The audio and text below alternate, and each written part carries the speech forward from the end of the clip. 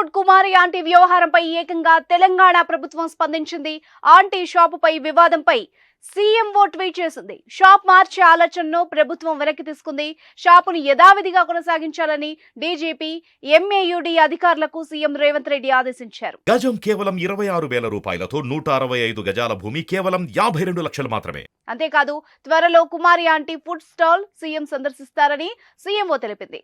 హైదరాబాద్ లోని దుర్గం చెరువు సమీపంలోని ఫుడ్ స్ట్రీట్ లో మధ్యాహ్నం వెజ్ నాన్ వెజ్ మీల్స్ విక్రయిస్తున్న కుమారి ఆంటీ ఇటీవల చాలా పాపులర్ అయ్యారు. ఆమె షాపుకు జనాలు తండోపతండాలుగా తరలివచ్చారు.